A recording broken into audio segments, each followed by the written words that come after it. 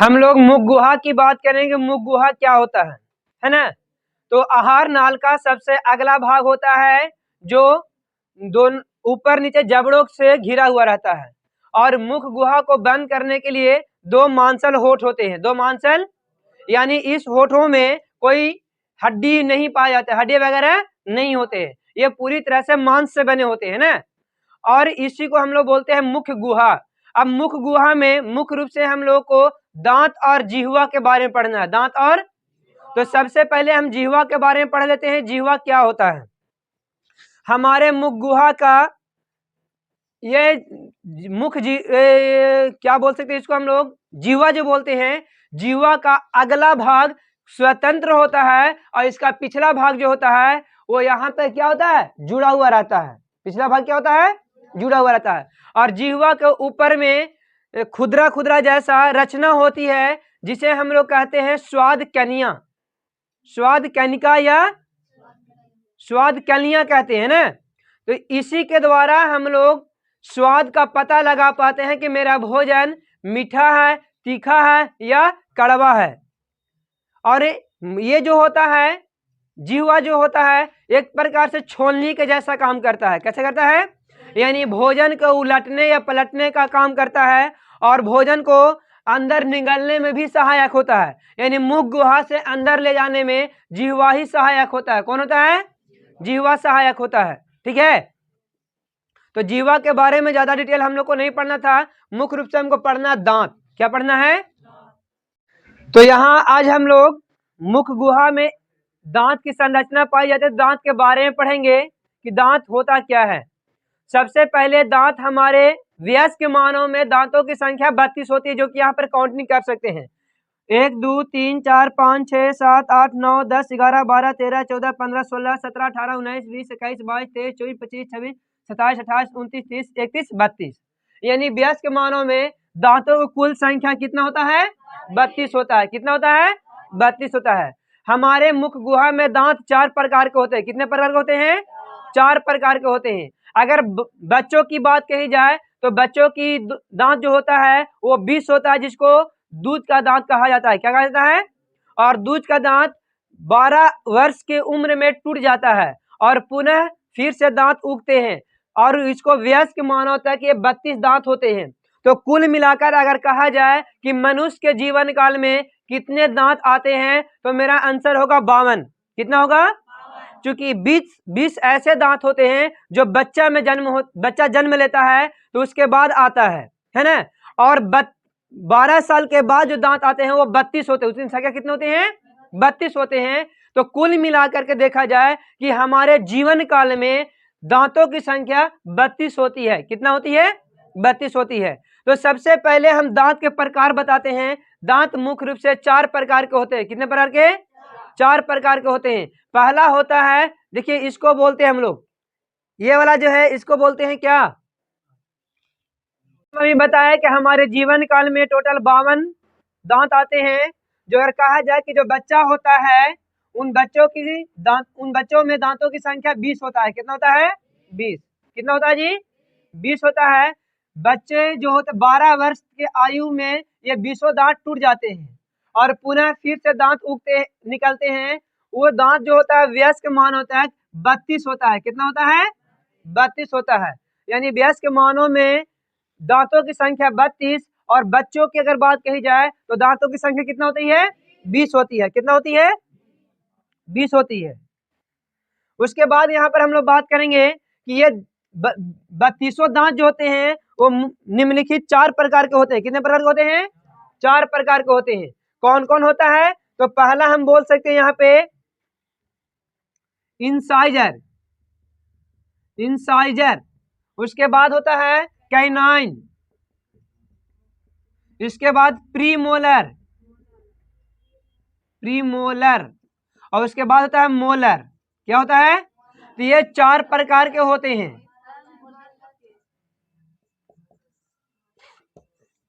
ये मुख्य रूप से हमारे मुख गुहा में 4 प्रकार के दांत होते हैं, जिसको इंसाइजर, कैनाइन, प्रीमोलर और मोलर कहते हैं। ये बच्चों में प्रीमोलर की संख्या नहीं होती है। बच्चों में छोटे बच्चे जो होते हैं उनके दांतों में प्रीमोलर नहीं पाए जाते हैं, प्रीमोलर नहीं पाए जाते हैं। और एक बात और सुनो, मोलर में जो थर्ड मोलर जो होता है वो भी नहीं पाया जाता है, थर्ड मोलर भी नहीं पाया जाता है। ठीक है, याद रखेगा कि बच्चों में कौन कौन सी दांत नहीं पाए जाते हैं, तो प्रीमोलर पूरा नहीं पाया जाता है और थर्ड मोलर भी नहीं पाए जाते हैं, थर्ड मोलर भी नहीं पाए जाते हैं। अब यहाँ पर हम लोग बात करेंगे कि इंसाइजर कितने होते हैं, इसका काम क्या है। देखिए, इंसाइजर को नोज टीथ भी बोलते हैं। क्या बोलते हैं? नोज टीथ इसलिए बोलते हैं क्योंकि ये नाक के सामने होता है, नाक के सामने। देखिए यहाँ पर ये जो है, देखिए क्या है, इंसाइजर। देखिए ये वाला इंसाइजर है, ये दोनों देख रहे हैं, ये वाला देख रहे हैं, ये देख रहे हैं और ये देख रहे हैं, ये क्या है, इंसाइजर है। क्या है? इंसाइजर है। तो जितना इधर है उतना इधर भी होगा ना जी। तो इंसाइजर की संख्या 4 नीचे और 4 ऊपर। देखिए 1 2 3 4, ये चारों क्या है, ये चारों क्या है, इंसाइजर है ना। 1 मिनट, ये चारों क्या है, इंसाइजर है। तो कुल मिलाकर इंसाइजरों की संख्या कितना हो गई, 8 हो गया। कितना हो गया? तो अभी हम ये बताए हैं कि 8, ठीक है ना। अभी हम ये बताए हैं कि हमारे हाँ, इसको हम लोग नोज टीथ बोलते हैं। क्या बोलते हैं? तो आप देख सकते हैं कि नाक के सामने वाला ये टीथ है, नाक के सामने वाला ये टीथ है ना जी, नाक के सामने में टीथ है, इसलिए इसको नोज टीथ बोलते हैं। क्या बोलते हैं? और इनकी संख्या कितनी होती है, तो 8 होती है, यानी 4 इधर और 4 नीचे। तो 4 और 4 मिला देंगे तो कितने हो गए, 8 हो गए। कितने हो गए? तो हमारे दांतों की संख्या में इंसाइजर की संख्या कितनी होती है, तो 8 होती है। उसके बाद हम लोग जानेंगे इसका काम क्या है। तो इंसाइजर के काम होता है भोजन का कुतरना, भोजन का। आए दिन आप लोग जब धान के खेत में जाते होंगे घूमने के लिए, तो धान निकाल करके आप यहां से कुतरते हैं, कुतरते हैं कि नहीं कुतरते हैं, कुतरते हैं ना। तो यानी हम कह सकते हैं कि ये हमारा जो दांत है, यानी इंसाइजर भोजन को कुतरने में काम आता है, भोजन के कुतरने में काम आता है। क्लियर हो गए? कोई दिक्कत है? नहीं है। उसके बाद हम बात करेंगे कैनाइन। कैनाइन को हम लोग आई टीथ बोलते हैं। क्या बोलते हैं? आई टीथ। आई टीथ इसलिए क्योंकि आंख के सामने देखिए जो छेनी जैसा लंबा होता है उसको हम लोग आई टीथ बोलते हैं। क्या बोलते हैं? जैसा कि आप लोग देख रहे होंगे कैनाइन हम लोग पढ़ रहे हैं ना, एक मिनट। कैनाइन देखिए यहाँ पर ये वाला है, जस्ट यानी इंसाइजर के जस्ट बगल में होता है। इंसाइजर के जस्ट यहाँ देखिए ये वाला है ना, लंबा लंबा, हल्का ये थोड़ा लंबा होता है, हम लोग में बहुत कम लंबा होता है। लेकिन अगर मांसाहारी जीव में कहें हम, तो मांसाहारी जीव में ये बहुत अधिक लंबा होते हैं, क्योंकि मांस को चीरने एवं फाड़ने का काम करता है। ये जो होता है कैनाइन जो होता है, 2 ये साइड में होते हैं और 2 नीचे साइड में होते हैं। तो इनकी संख्या कितना हो गया, 4 हो गया। कितना हो गया, कितने हुए, 4 हो गए। कोई दिक्कत है? तो कैनाइन हमारे दांतों में कितने होते हैं, 4 होते हैं, 2 नीचे और 2। अब बात आता है कि इसका काम क्या है। तो इसका काम होता है चीरना एवं फाड़ना। चीरना एवं, हम लोग कोई भी चीज को चीरते फाड़ते यहीं से ना है, धरते हैं वैसे धर के खींच लेते हैं, खींचते नहीं खींचते हैं। और ये हल्का जो होता है और दांतों से हल्का लंबा होता है। लेकिन अगर अब बात करें हम मांसाहारी जंतु में, किसमें बात करें, तो मांसाहारी जंतु में ये हल्का लंबा होता है। क्या होता है? क्लियर है? कोई दिक्कत नहीं है। तो इसका काम भी आप समझिए, कैनाइन का काम समझिए। कैनाइन का क्या काम है? भोजन को चीरने एवं फाड़ने का काम है। और इनकी संख्या कितनी होती है, 4 होती है। कितनी होती है? उसके बाद हम लोग पढ़ेंगे प्रीमोलर। किसको पढ़ेंगे? देखिए इन कैनाइन के जस्ट बगल में जो दांत होते हैं उसको हम लोग प्रीमोलर बोलते हैं। क्या बोलते हैं? ध्यान से देखिए, ये वाला दांत को आप दिखाया है यहाँ पे कि फर्स्ट प्रीमोलर है। क्या है? First premolar.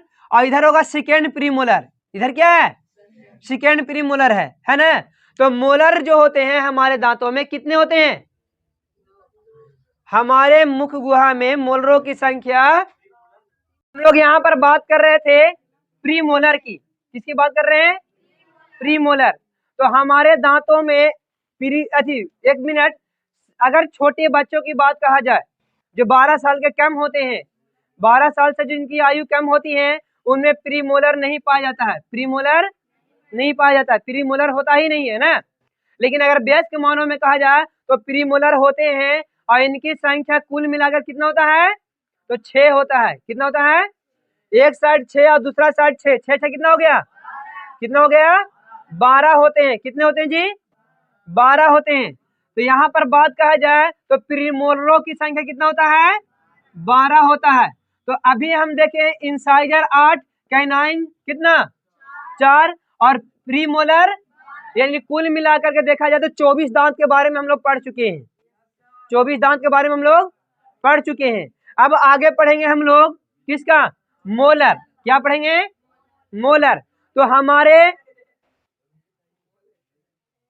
अब यहां पर बात करेंगे कि प्रीमोलर का काम क्या है।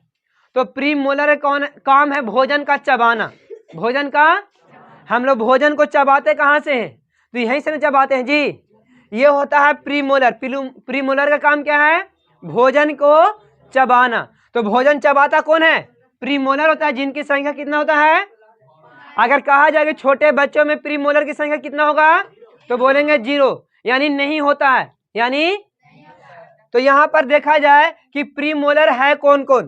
तो देखिए प्रीमोलर 1, 2 और 1 ये होता है 3। तो 3 इधर और 3 इधर, 6। तो 3 को नीचे और 3 को इस साइड भी होगा ना जी। तो 6 और 6 कितना हो गए? 12 हो गए। क्लियर है? अब उसके बाद हम लोग बात करेंगे मोलर। किसका बात करेंगे? मोलर। तो मोलर में भी थर्ड मोलर जो होता है वो बच्चों में नहीं पाया जाता है। तो थर्ड मोलर कहाँ पे? तो देखिए लास्ट में जो है ना, ये लास्ट वाला जो है उसको हम लोग थर्ड मोलर बोलते हैं। क्या बोलते हैं? थर्ड मोलर बोलते हैं। ये थर्ड मोलर जो होते हैं बच्चों में नहीं होते हैं। बच्चों में आप लोग सुने होंगे कि जब आदमी 24-25 साल का हो जाता है तो बोलता है ना कि चौहड़ जम रहा है। लोग बोलता है ना कि हमारा चौहड़वा जम रहा है। तो वही चौहड़ थर्ड मोलर है। क्या है? जो 25 वर्ष के आयु में जमना शुरू होता है, 24-25 साल की उम्र में जमना शुरू हो जाता है। तो इसीलिए कहा जा रहा है कि ये थर्ड मोलर जो होते हैं छोटे बच्चों में नहीं होते हैं। छोटे बच्चों में नहीं होते हैं। ठीक है? तो अब देखिए ध्यान से, यहाँ पे अब मोलर की बात करें तो वयस्क मानव में मोलर की संख्या होता है कितना?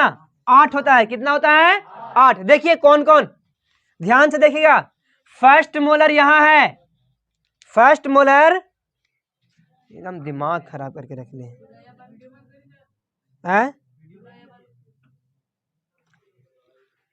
है ना। प्रीमोलर तथा थर्ड मोलर छोटे बच्चों में नहीं होता है। तो यहां पर अब हम लोग बात करेंगे मोलर का। तो मोलर हम बताएं मोलर क्या होता है। तो मोलर हमारे दांत के सबसे अंतिम वाला भाग होता है, जिसको हम लोग मोलर बोलते हैं।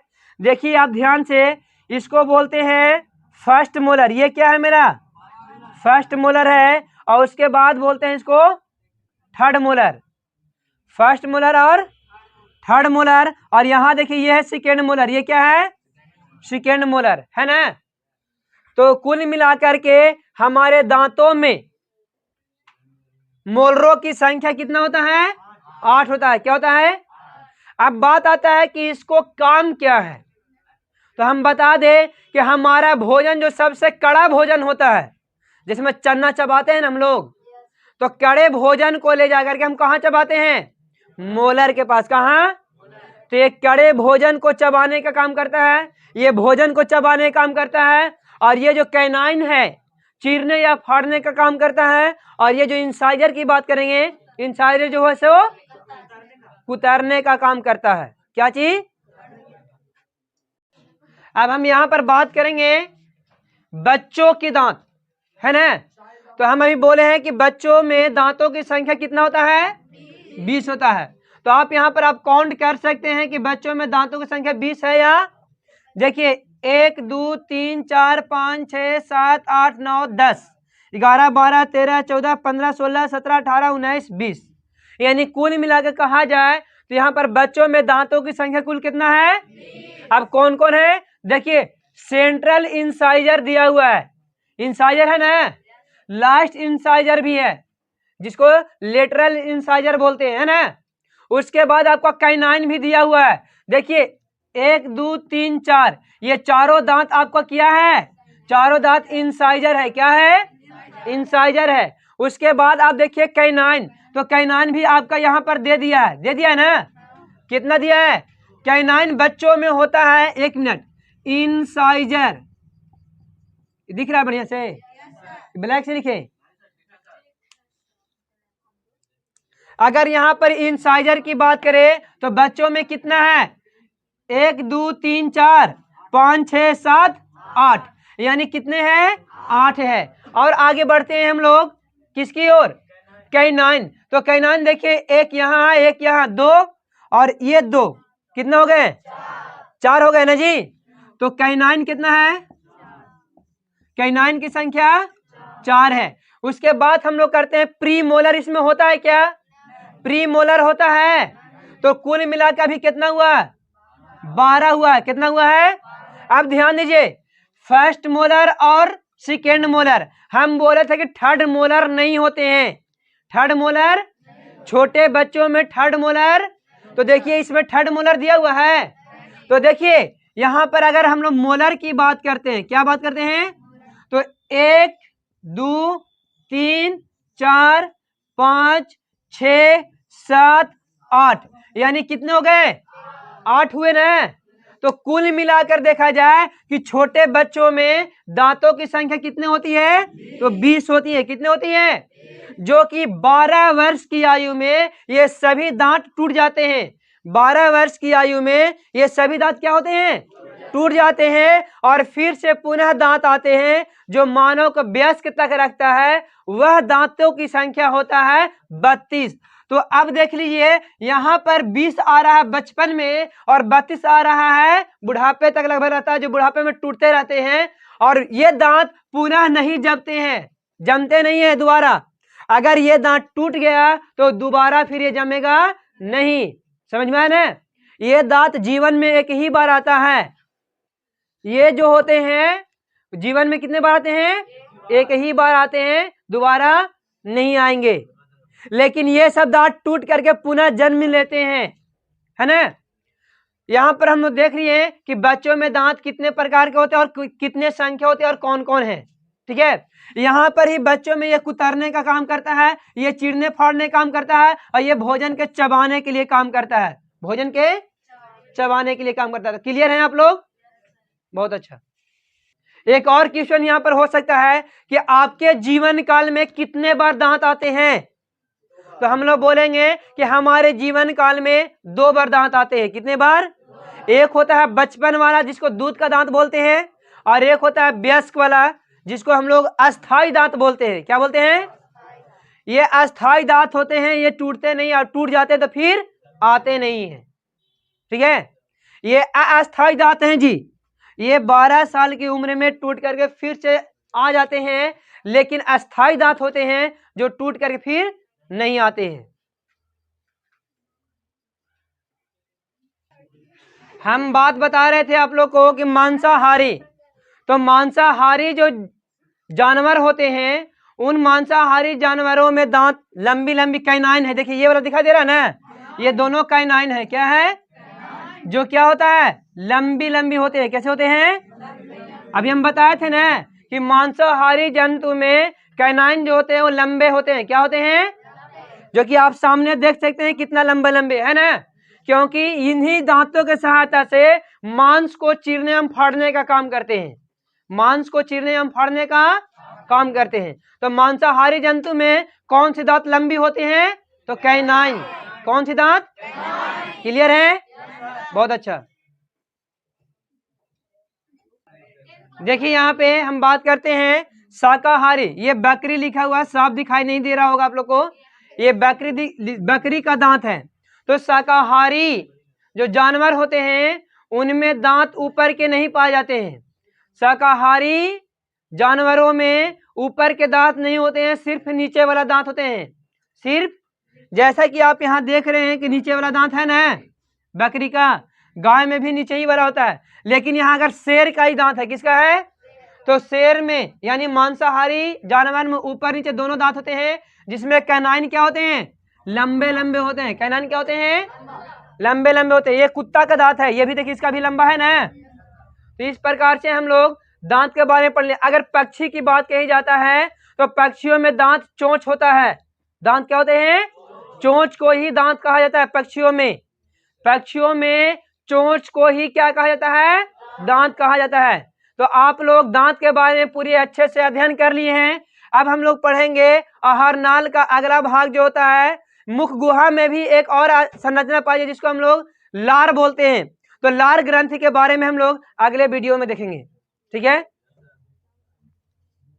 हम लोग दांत के बारे में पूरी अच्छे तरह से जानकारी प्राप्त कर लिए थे कि दांत क्या होता है, कितने प्रकार के होते हैं और यह जीवन काल में कितने बार आता है।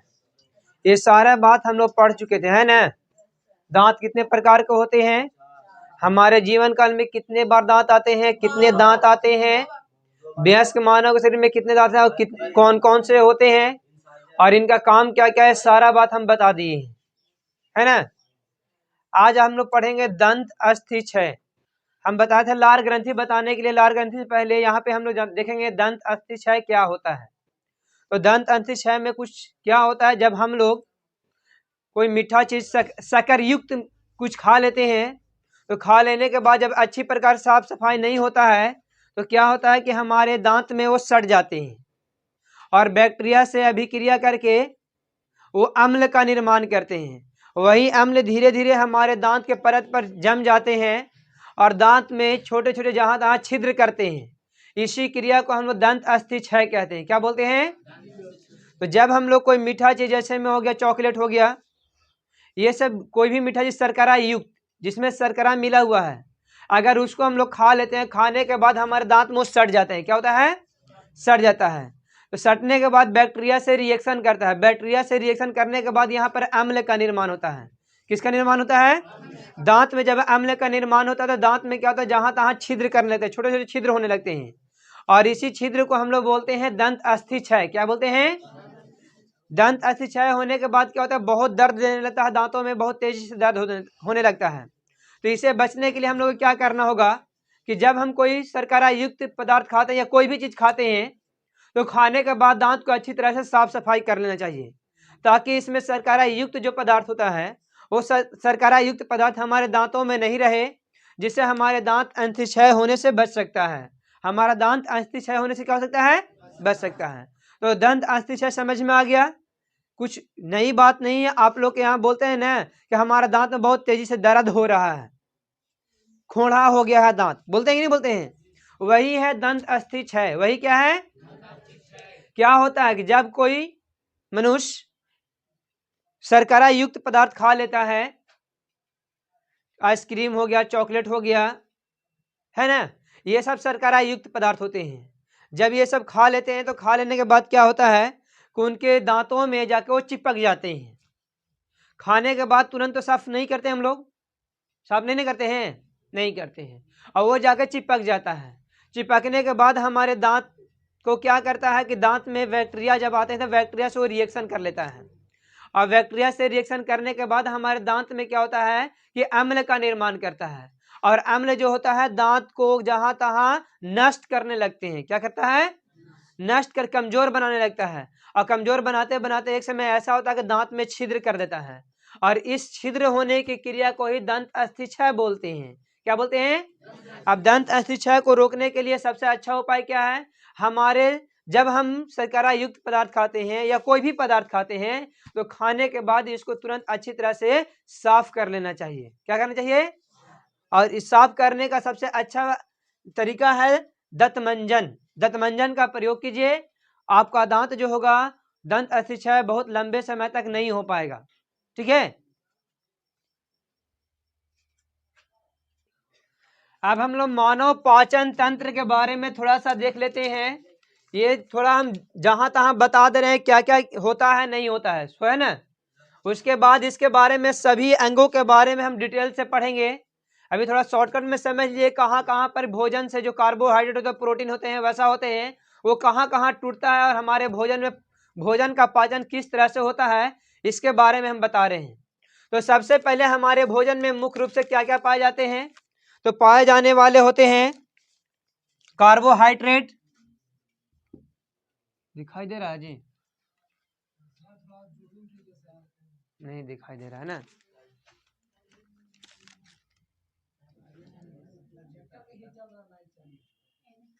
ठीक है, अब ठीक है, हम लोग यहाँ पर सबसे पहले बात करेंगे कार्बोहाइड्रेट के। किसका बात करेंगे? कार्बोहाइड्रेट,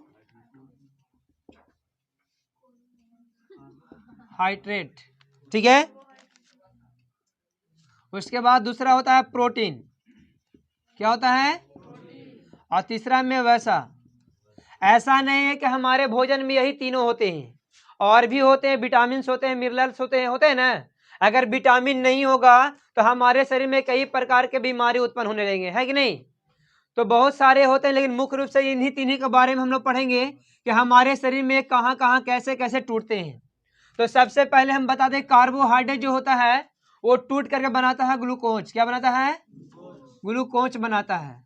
और उसके बाद प्रोटीन जो होता है, प्रोटीन जो होता है पाचन की क्रिया जब होती है तो प्रोटीन टूटता है इम्यूनो अम्ल में, इम्यूनो अम्ल में टूटता है, ठीक है, अमीनो अम्ल में टूटता है। और वसा जो होता है वसा युक्त अम्ल में टूटता है, वसा अम्ल में टूटता है। किस में टूटता है? वसा अम्ल में टूटता है, वसा युक्त अम्ल, या इसको हम लोग बोलते हैं ग्लिसरॉल। क्या बोलते हैं? ग्लिसरॉल में भी ये टूटता है।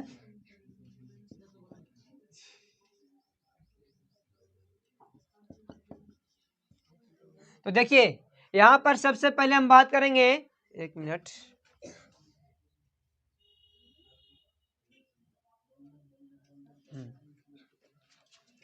ये कार्बोहाइड्रेट कहाँ टूटता है, प्रोटीन कहाँ टूटता है और वसा कहाँ टूटता है, इसके बारे में हम लोग थोड़ा देखेंगे शॉर्टकट में। फिर इसके बारे में हम लोग डिटेल से पढ़ेंगे, सभी अंगों के बारे में हम लोग थोड़ा डिटेल से पढ़ेंगे। लेकिन सबसे पहले यहाँ देखिए क्या होता है कि जब हम लोग भोजन करते हैं तो भोजन कहते हैं तो भोजन में कार्बोहाइड्रेट, प्रोटीन एवं वसा होता है, विटामिन होते हैं। तो क्या सभी ये जो पाए जाते हैं एक ही जगह टूट जाते हैं? तो नहीं, सभी को तोड़ने के लिए हमारे शरीर में अलग अलग संरचना पाए जाते हैं, तब जाके ये जहां तहां टूटते हैं। सभी ये जो है एक जगह पर नहीं टूटते हैं, अलग अलग जगहों पर टूटते हैं, है ना। तो सबसे पहले हम लोग भोजन करते हैं तो भोजन करते तो भोजन को चबाते हैं। भोजन क्या करते हैं? तो दांतों के माध्यम से, दांत के बारे में हम लोग पढ़े ना, उन दांतों के माध्यम से हम लोग भोजन को चबाते हैं और उसे छोटे छोटे टुकड़ों में बांटते हैं। पाचन का मतलब ही होता है छोटे छोटे टुकड़ों में बांटना, भोजन को छोटे छोटे टुकड़ों में बांटना। तो यहाँ पर क्या करते हैं, जैसे ही हम भोजन लेते हैं मुंह में, तो मुंह में भोजन लेने के बाद क्या करते हैं, उसको चबाते हैं।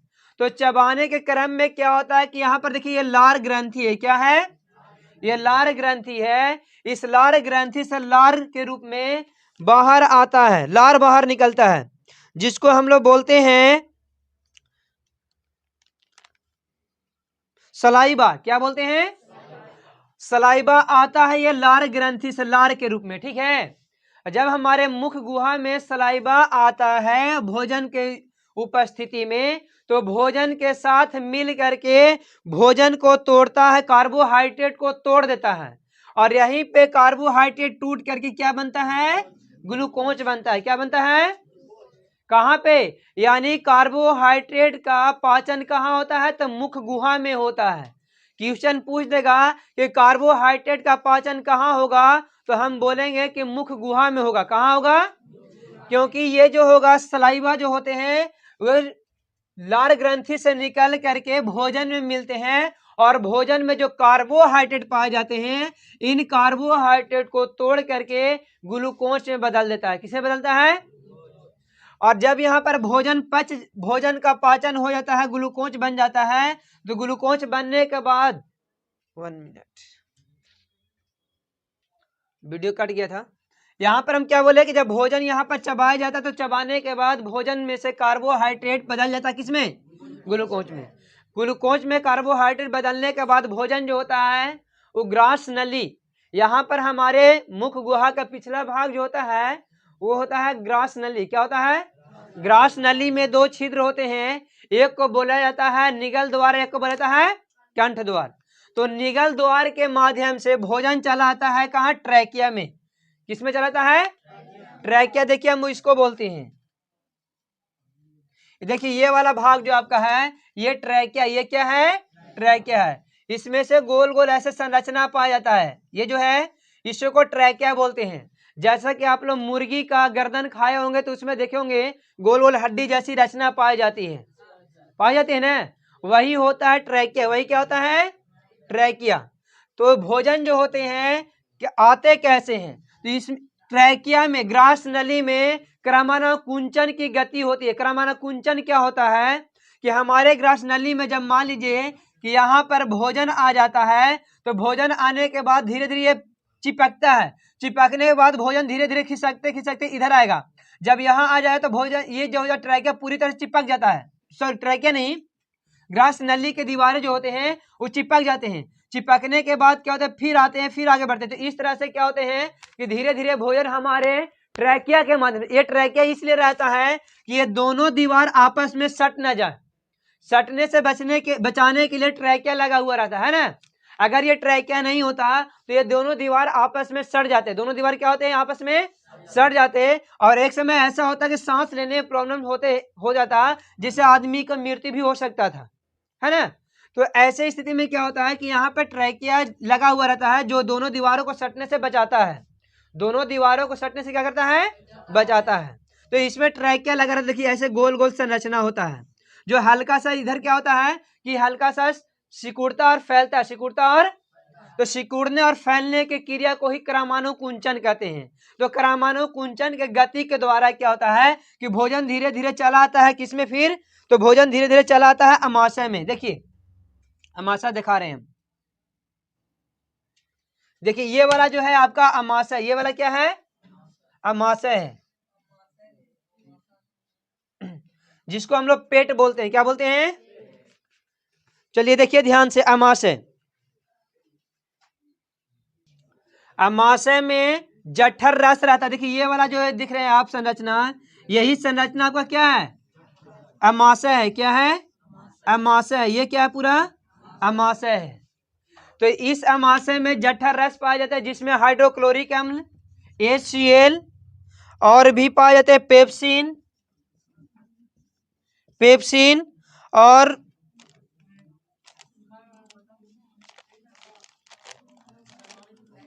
सॉरी, देखिए यही तीनों इसमें पाए जाते हैं, HCl, हाइड्रोक्लोरिक अम्ल, उसके बाद होता है म्यूकस या सलेस्मा, इसको बोलते हैं म्यूकस या, और एक और पाया जाता है जिसको हम लोग पेप्सिन बोलते हैं। क्या बोलते हैं? ये तीनों मिल करके जठर रस का निर्माण करते हैं। ये तीनों मिलकर क्या करते हैं? जठर रस का निर्माण करते हैं। तो भोजन का पाचन मुख्य रूप से यहाँ पे होता है, भोजन का पाचन मुख्य रूप से यहाँ पे होता है। तो देखिए क्या होता है यहाँ पे, हाइड्रोक्लोरिक अम्ल भोजन को अम्लीय बनाता है। हाइड्रोक्लोरिक अम्ल, चूंकि यहाँ पेप्सिन जो है ना, वो पेप्सिन भोजन